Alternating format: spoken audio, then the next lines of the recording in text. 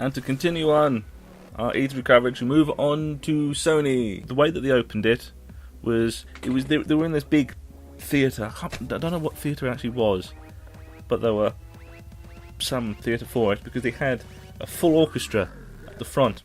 When they first started off, it was this very fantasy-ish. Is probably the best way to really say it. They're playing fantasy sort of sounding music, Skyrim-y, but that was for a reason because their opening game, which they led into with the orchestra, was fucking God of War. But not like God of War 4 or anything like that.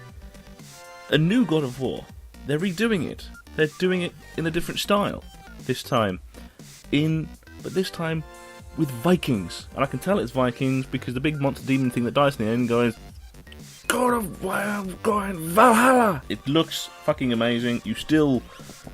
because the way it starts off is that there's a kid with the thing, and the kid going, it's like, boy, get your mother's knife. He's like, oh, what's I'm doing now? He's like, oh, we go hunting. And then fucking Kratos comes out, full, like, beard, and that was the first hint of him being Viking-ish. Kid goes off, tries to shoot a deer, hits the deer piss bolts, and it's like, you didn't kill it, you nonce. And no. He's being proper daddish, and it seems like he's that trope of dad of very, very strict and very going, oh, but your mother loved you. Yeah, story thing is a bit with that, a bit cliched, but then when they're tracking down this deer, monsters appear. It's obviously monsters because they're like clay demons or something like that, and they come out and run, and Kratos goes, no, run, I'll fight them. He brings out this fucking big two-handed axe and gets sort of ice power onto it, and then just cleaves one completely in half. And it's like, yep, the fucking fighting stuff hasn't changed. With the change of style and change of scenery comes a big fucking axe. I just went, oh god, you could just, oh.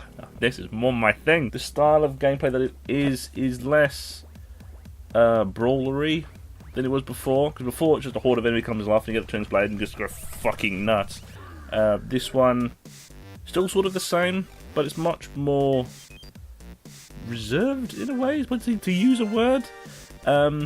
It's a lot more, it's much more third-person fighter than it is big brawler. So it's your camera is much closer behind Kratos, and you've got the big fucking axe, and then just goes with the axe to get the axe back. So it's a fucking Thor thing. That would be cool. See if Kratos gets me on there. It's a new God of War, almost entirely. Kratos is back. It's a much more realistic design. The Chainblades have gone for a big fuck off axe because they're going for a much more Viking style, and Vikings love the big fuck off axes. Just watch the For Honor stuff in the Ubisoft conference, and that's the big Viking guy's big fuck off axe in that as well. So, ooh, Vikings. It's not about, at the moment, from what they've shown, is not about revenge. It's not about Kratos going, fuck you, dad, and go to kill Kratos. It's not angst. He has a kid in this one, and the kid's actually alive. Not like in the family thing with the dead. And then they went straight into another trailer, straight into a proper trailer, because God of War stuff is gameplay, straight into a trailer of Days Gone, which is post-apocalyptic biker people things. The Days Gone comes back at the end of the conference. Is it the end of the very end of the conference? Yeah. Comes back at the very, very end of the conference. So all they showed at this point was just a trailer of biker gangs and oh look, everyone's dead, post-apocalypse. Then they moved swiftly on to The Last Guardian, and holy fuck, it's actually coming out August 25th.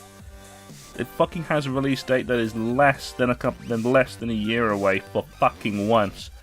Holy shit, will this game actually fucking come out? Because it has had a release date before, but that was like more than like 10 months of the last time. This one, it comes out in like 4 months. It comes out in October 25th, which seems... One point, there's only real one point to go with the Last Guardian stuff because it was just a normal trailer. They didn't show any gameplay off, it was just a trailer. And the big reveal thing was the reveal date. And so there is only one point that I can put with the whole Last Guardian section, and that's about fucking time. This thing has spent like 6 years in development. They announced this in like 2010, 2008. Fucking hell! It's getting to a point where this thing is going further on from further deeper into development hell. The only thing that you have to do now is not be shit. You spent far too long in development to suddenly come out and be shit.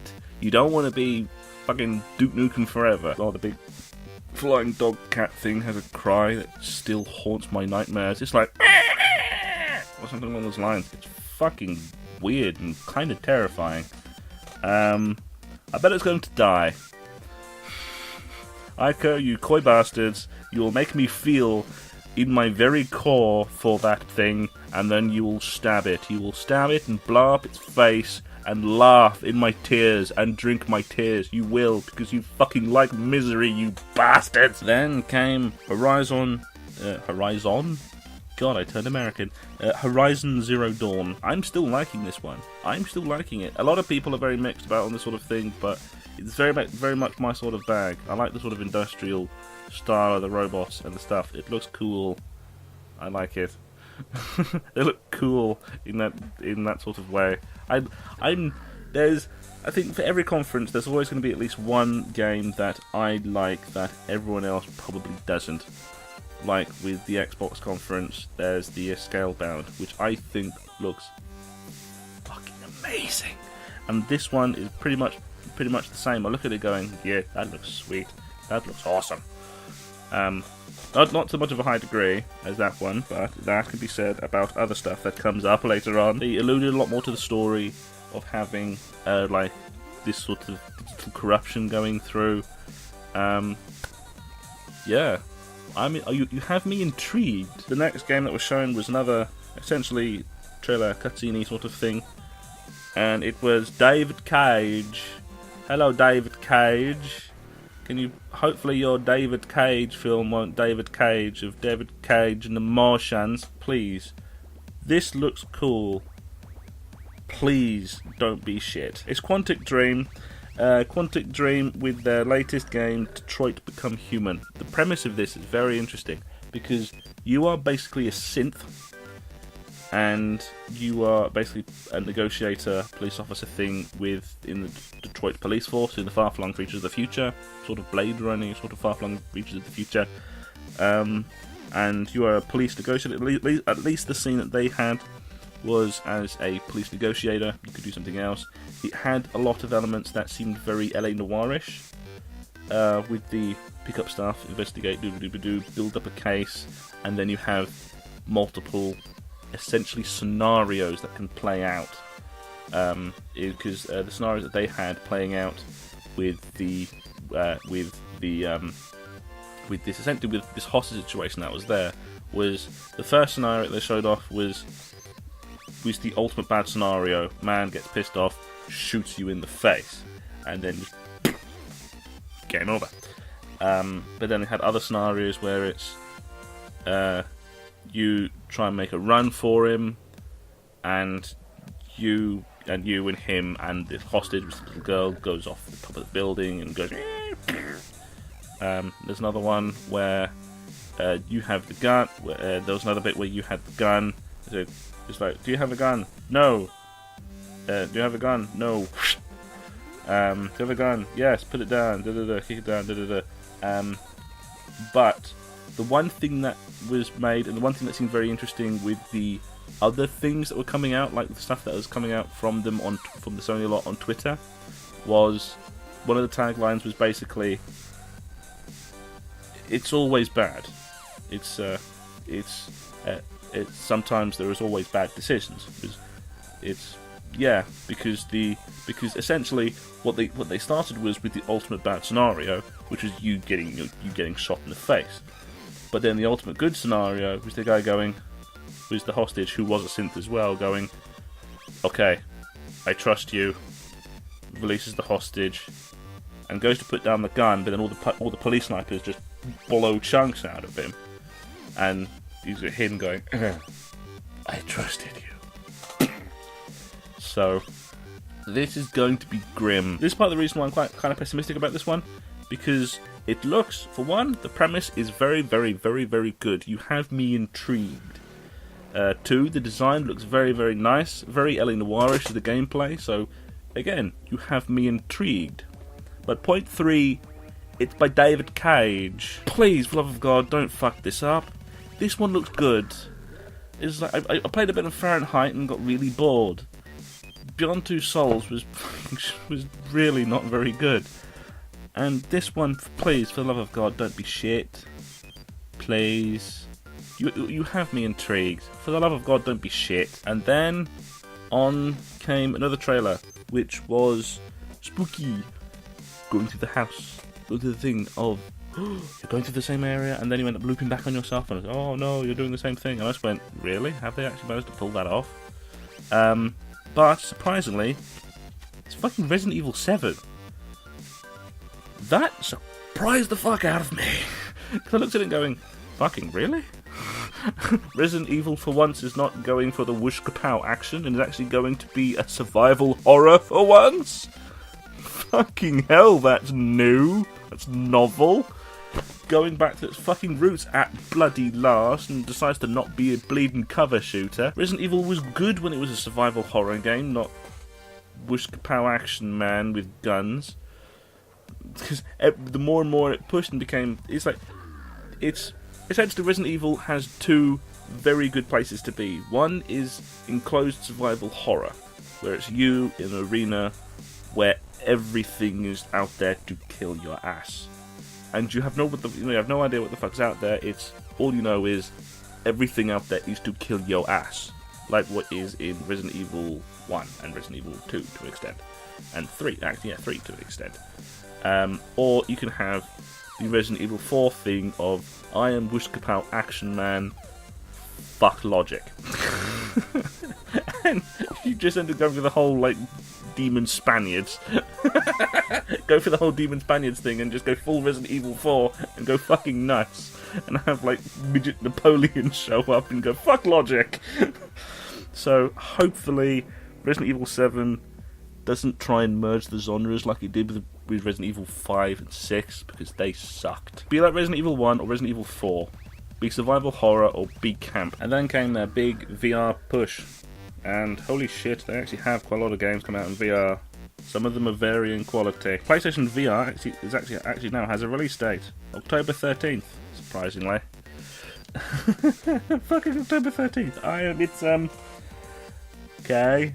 Everything seems to be coming out on like 13th days or something like that. It's like you do know it's unlucky to do that traditionally. It comes out October 13th, 2016 for $400, which is actually for a VR headset is a good price point. And as it comes with the console, you don't have to worry about the PC or anything like that, or buying an extra thing to make sure you can fucking play it. You have a new console, and they made a big whole spiel thing of there going, no, you can play it out of the box with the current version. Even though they are doing the Neo anyway. They are still doing the Neo. But they did make a whole big thing, probably to do a couple of flicks towards Microsoft, as they usually do, to go, oh yeah, you want to do VR, but you have to do the Scorpio. No, we can do it out of the box. Still not as good, but no. They showed off a couple of games. One was Farpoint. For that one I'm not that sure about, because it seems a little on-rail shootery. Which actually might be quite good for VR. It looked good, but I don't know. They didn't show that much of it. They didn't really show that much of any of the VR stuff. With a lot of the VR stuff, all they did was show the bleeding title.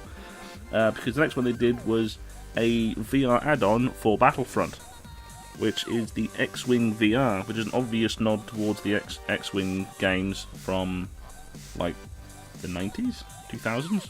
Whenever the fuck they came out. They showed really very little, almost nothing of that. That Battlefront one was basically just like, oh look, you could be in a X-Wing fighter. Moving on, and that was it. And then they had this whole thing of Batman Arkham VR.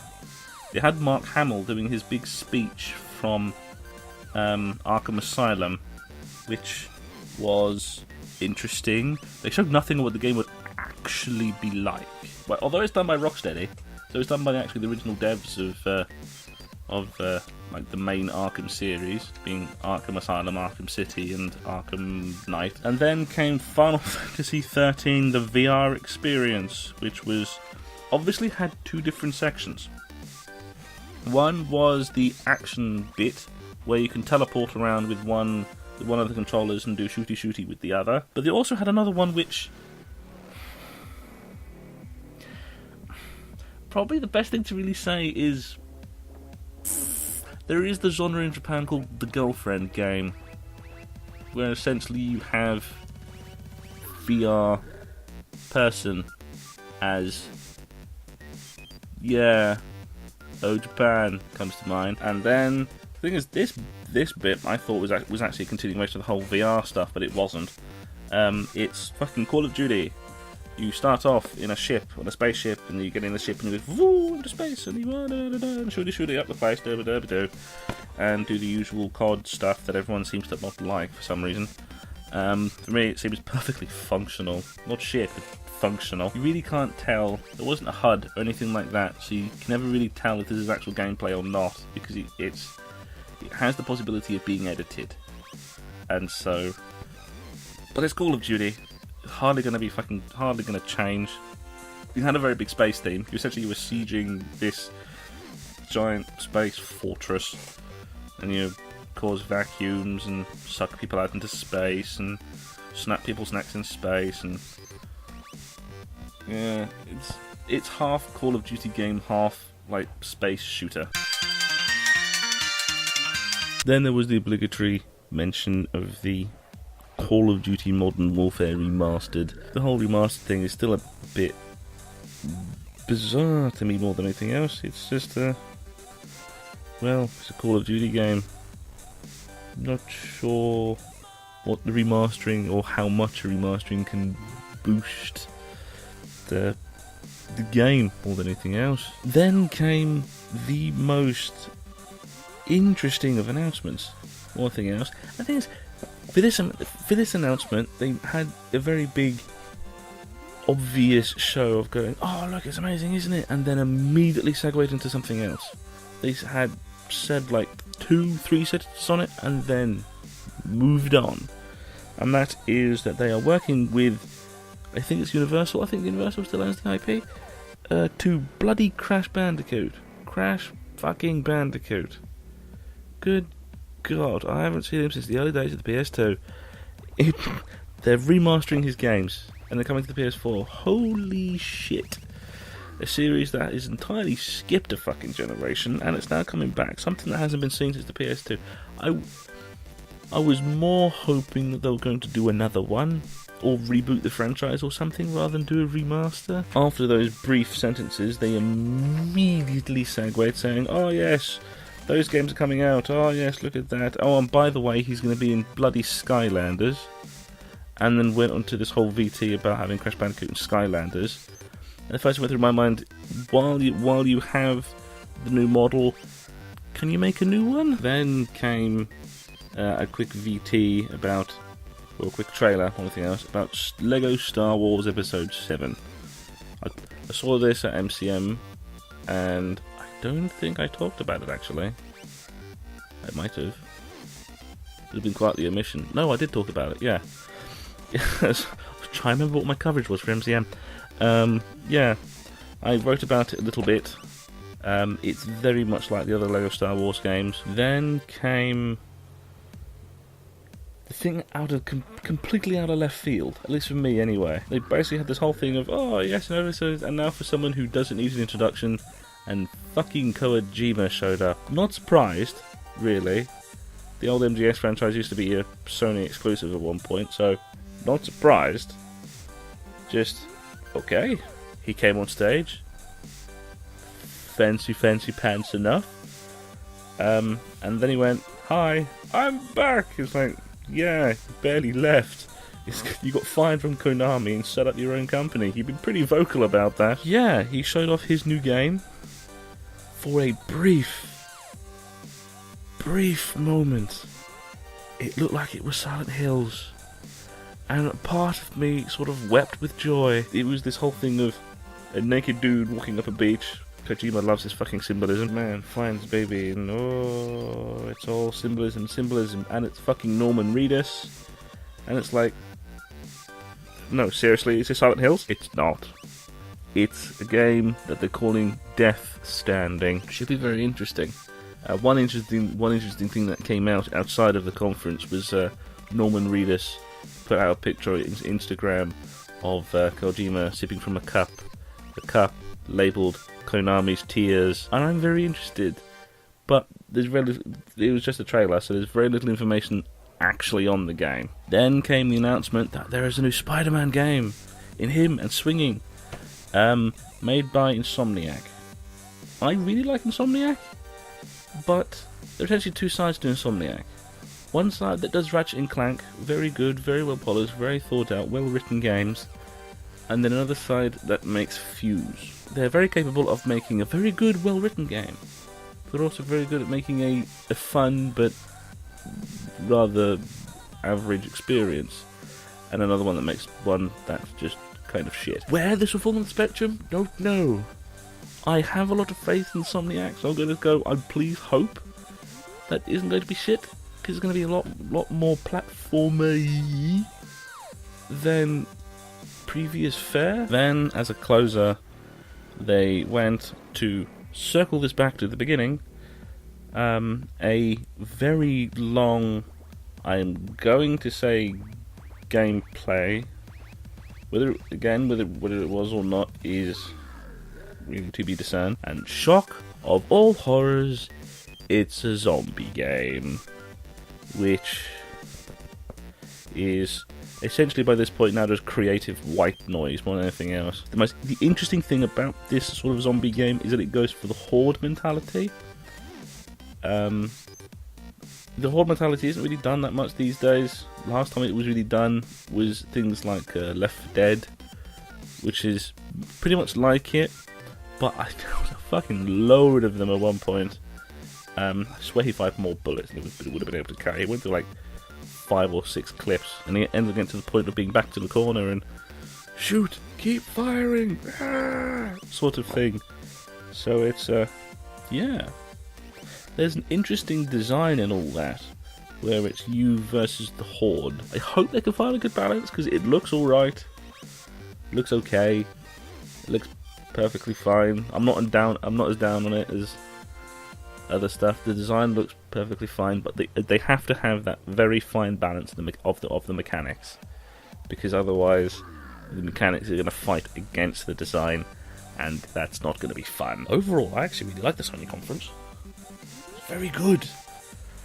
The first thing that everyone started saying, well, even in the conference hall, as soon as the whole thing finished, everyone in the hall started going, Sony won. I'm going, not necessarily.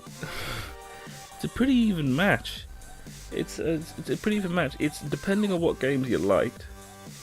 Would essentially depend on what sort of side you would think would win, or what side has won E3, which is itself a kind of dumb prospect. There's games for both sides which I really like, and both of them focused a lot on the games. Sony, for once, didn't talk about the View, which was, thank fuck, no one cared. I liked both of them.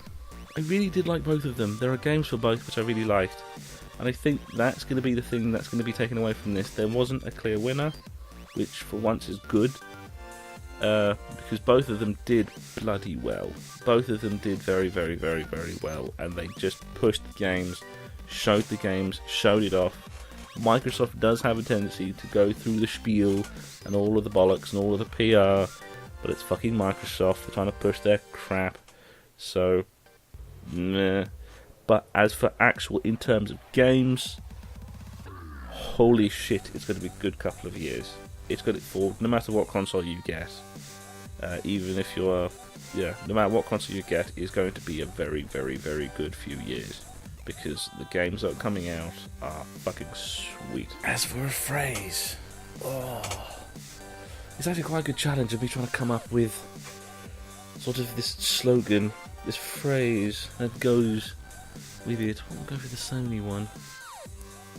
Yeah, that might be a fitting one.